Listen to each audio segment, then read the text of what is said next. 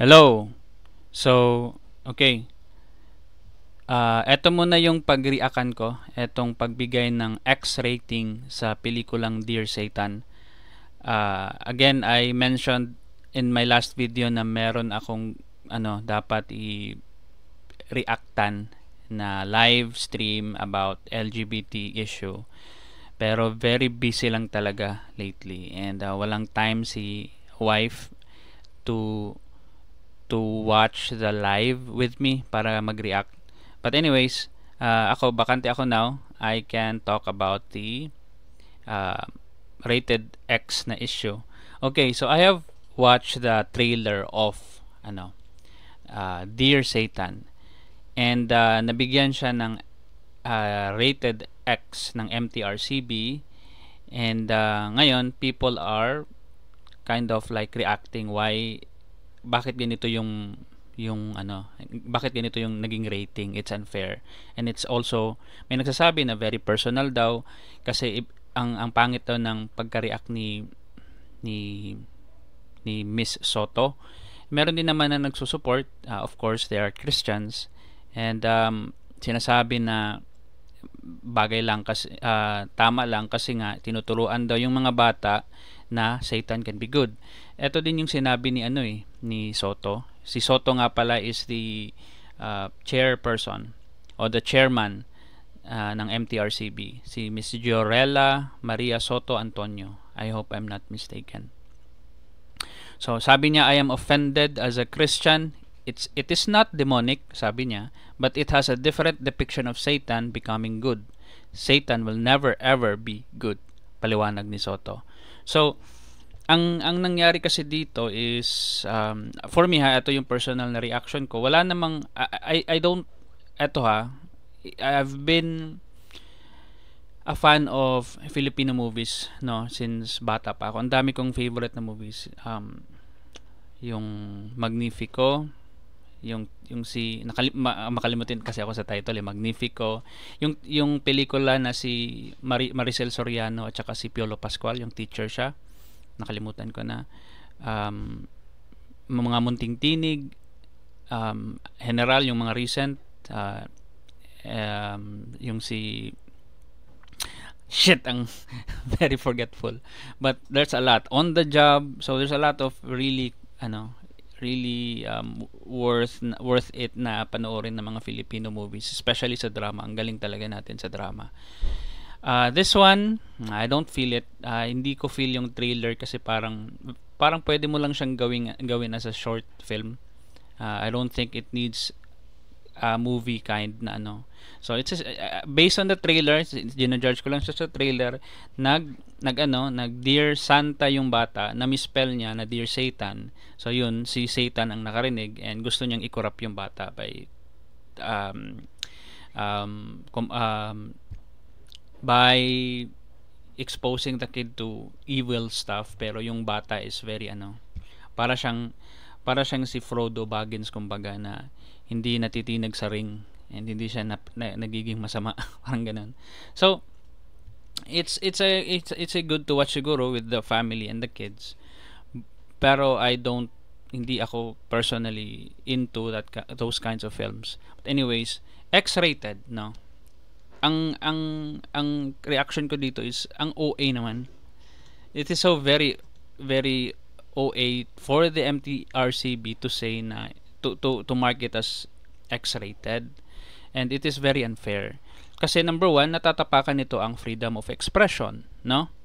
Ang freedom of expression kasi for me is a fundamental right, no? And if we're talking about freedom of expression, it is always the religious it is always the religious ang natetense, ang may tension, no, when we are expressing our fundamental right. We have to remember that this country and most of the countries out there are not founded by a belief, a specific na religion. No, we are secular, no. Welcome ang lahat ng religions, and if that is the idea na welcome din silang i-criticize, welcome din tayong gumawa ng satire in a form of artistic na medium like a movie to criticize the idea.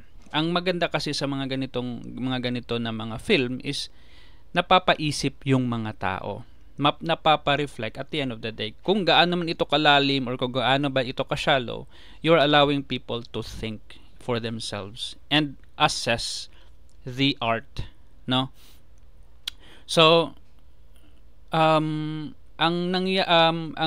effect nito is a lot of our creative thinkers out there will probably be discouraged in pushing through their ideas kasi baka matakot sila na baka magka X-rated din ito, ang sensitibo naman ng mga Pinoy, paano na hindi ko na lang to ituloy na project. So you are limiting artistic freedom, no, which is a fundamental right din sana natin, along with freedom of expression. Yun na nga, Catholicism kasi is a dominant faith. Kaya ganito yung usual na nangyayari, majority wins that's the unfair na but I hope they will see that they have this unfair na meron kayong unfair na advantage sa society, and I hope you realize that you have that kind of privilege, no, and you should check on yourselves ba na eto pala yung privilege ko, pwede akong makapa-silence ng mga tao na may hindi naman ito sana damaging na hindi naman ito, sabi na nga ni Soto, hindi naman ito satanism or anything na nagpo-promote ng anything that's bad. It's promoting good nga no? So, but because of the belief, because of na wala naman sana talagang say sa isang society, yun. Ito yung mga nangyayari. Napapa-silence yung mga tao na gusto lang mag-voice out ng kanilang artistic freedom. It is suppressing, no? It is suppressing creative freedom and limiting the space of artistic exploration when dealing with controversial ideas. Ang role kasi ng MTRCB is to classify films and TV shows to protect public sensibilities, including minors and other vulnerable sectors. But what is happening, it is kind of like protecting the majority, which is the Katoliko, no? So it is becoming a form of censorship, no? A film being rated X effectively bans it from being shown to the public, no? So nalilimitahan ang pag-access sa content na ito. Imbis na bata yung target audience, paano na makapanood yung bata, no? Na maganda naman sana yung mga lessons na nandoon kasi I think it is targeted for kids. I don't think the context of the movie is teaching people that Satan could be bad. Satan could turn into a good being. I don't think that is the context of that. I don't think it is manipulating children to think that Satan can actually be good. No, it's just a movie teaching kids how to be a good kid. So, yun. And aside from kids, no, na nililimitahan, it's limiting adults then for actually accessing those kinds of content and then engaging in controversial themes na nalilimitahan pati ang mga adults. Again, we are a secular state. Public institutions like the MTRCB are expected to uphold the principle of neutrality. Ini-ensure dapat nila na yung content na ginajudge is dapat neutral sila, hindi yung based sa personal feelings ko na na-offend ako. Again, it is ang babaw naman na personal feelings ko lang yung basihan, and ang religion ko lang ang basihan. You should be neutral when judging. You should be neutral when judging ang content. If it harms if hina-harm nito ang minority and the children, then I'd probably put a different label to it, like a rated 13, kasi yun nga may mga minors na manunood. So mga pelikula, no, films that deals with religious or moral concepts, ang aim lang naman actually ng mga movies is to provoke thought or discussion rather than to offend. If Dear Satan presents Satan in a more complex or sympathetic light, it could be a work of satire or critique that offers viewers a fresh perspective on traditional narratives. It is just a critique. If it is, if the idea is giving if the movie is giving an idea that Satan could turn into a good being, then that's an idea that is worthy of discussion, of debate.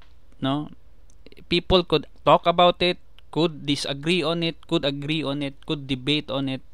That's a very healthy society to be in, no? Na nagdedebate at nag-engage in a healthy debate yung mga tao. Kaso, yun na nga, binigyan siya ng rated X, and how could people be able to engage in those debates? Wala na, sinilence na. Yun. Nare-risk nito ang discussion. Nalilimit nito ang exchanging of ideas, no, in a society na pluralistic. So, mga examples, no, siguro bigyan ko na lang kayo ng other examples how this is a bad thing, how this is unfair, and how this is stupid. So, in reality, marami naman talagang libro at mga movies na nagcha-challenge ng mga religious ideas and norms. Pero nako-consider sila as culturally significant. For example, yung The Last Temptation of Christ noong 1988, no? Marami ang nagalit because of its portrayal of Jesus Christ. Pero right now, it is now regarded as a thought-provoking film. It is a thought-provoking, it is an exploration of faith. So, kung naban yun, so wala sanang ngayon, wala sana tayong mapag-criticize, wala sanang napag-uusapan. No?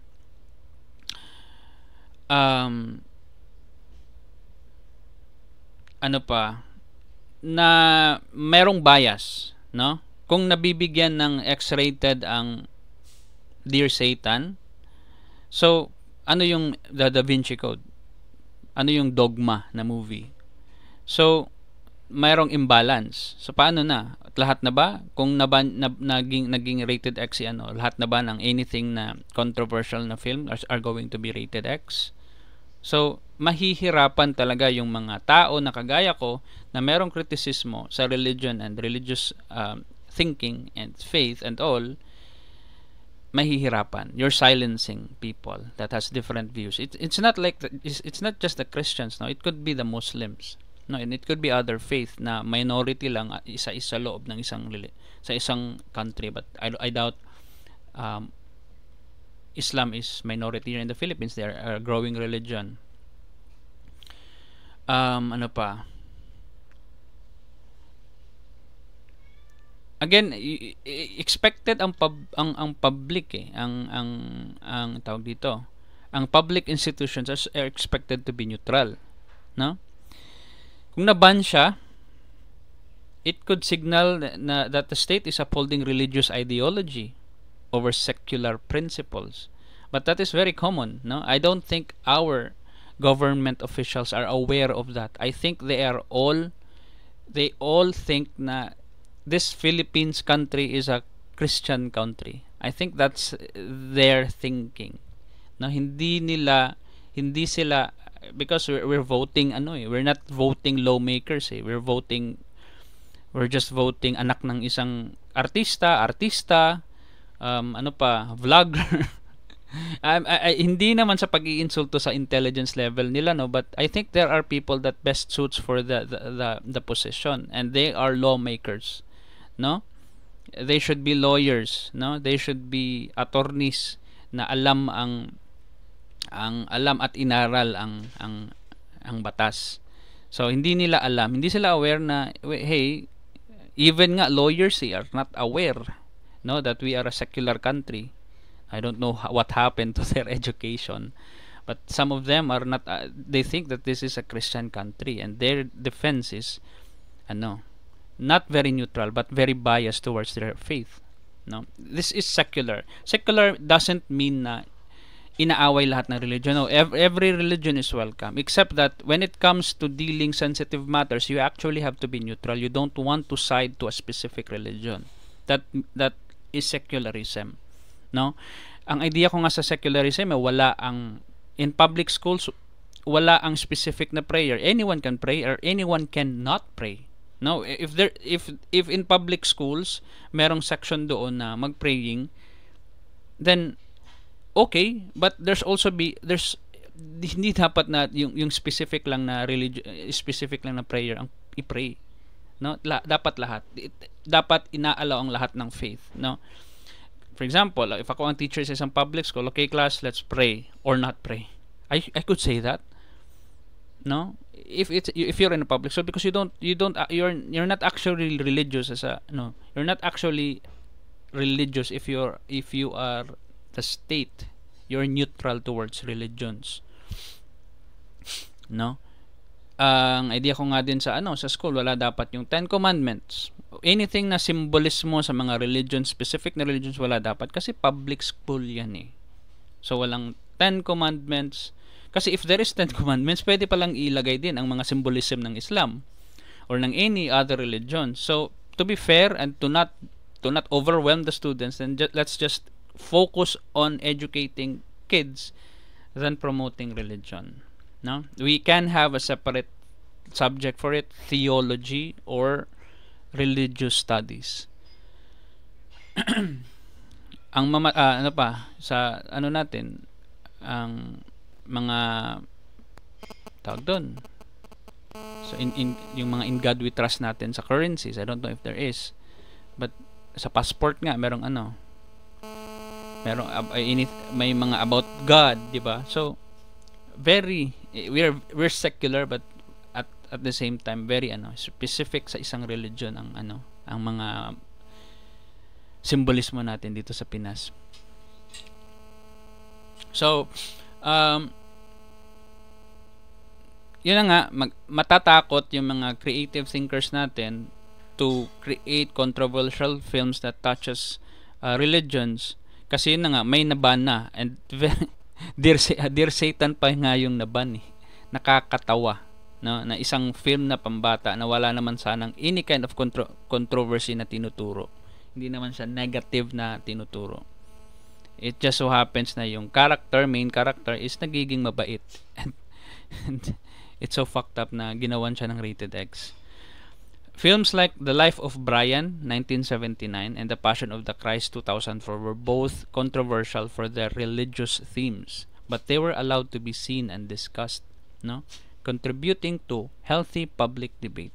The Da Vinci Code, maraming mga pari ang nag-message ko kay Dan Brown and nag-celebrate kasi salamat at pinalabas mo yung libro mo kasi napapaisip mo kami, no? Na pwede pala ang ganitong klaseng anggulo, kasi hindi na natin alam ang history. Baka meron talagang anak si Jesus, kasi yun yung theme ng The Da Vinci Code. Parang merong anak si Jesus Christ, and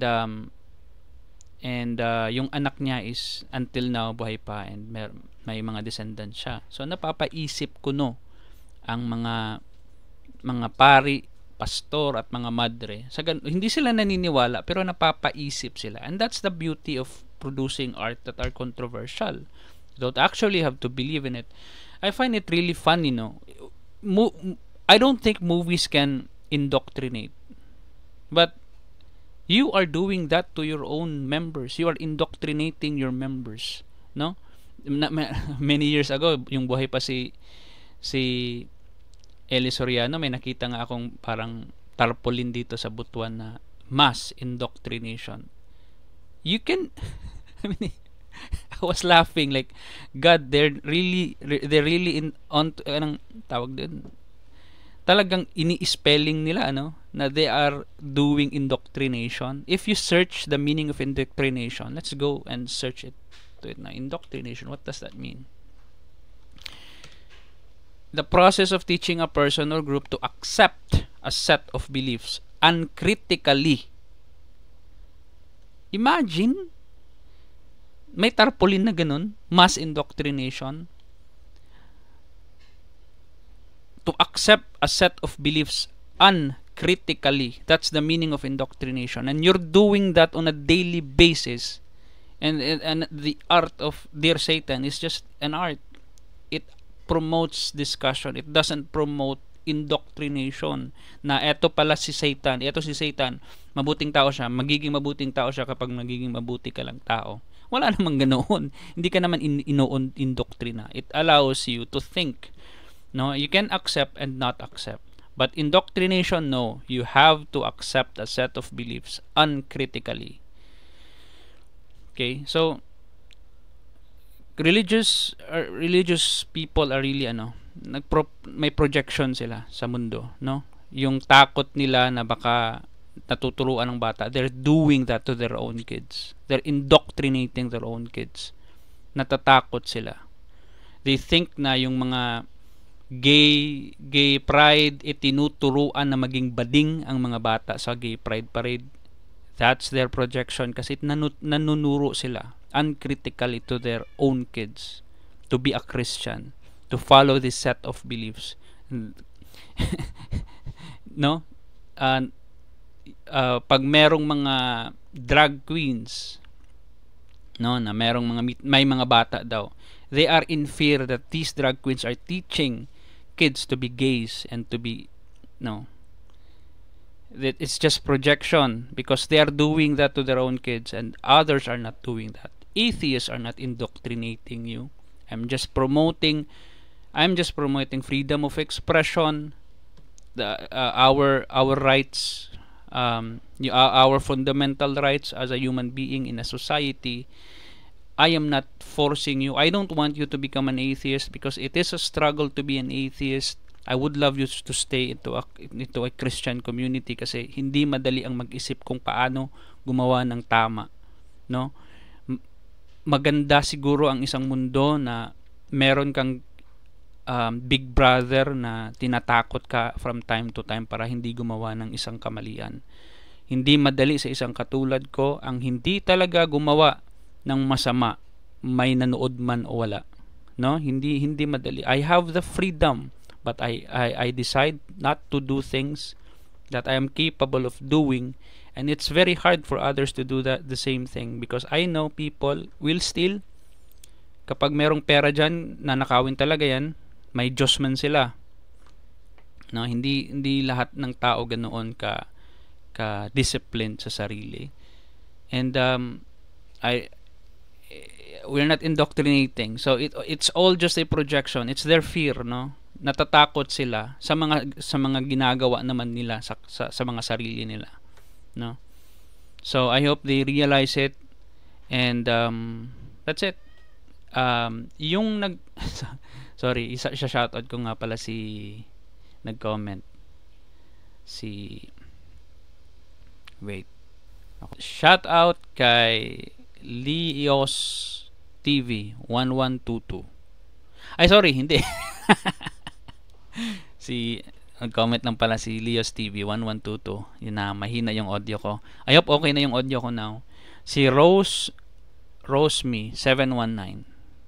What are your thoughts about Dear Satan getting X-rated? So I hope you like my response. If you're a Christian, let me know what your thoughts are as well. So see you in the next video.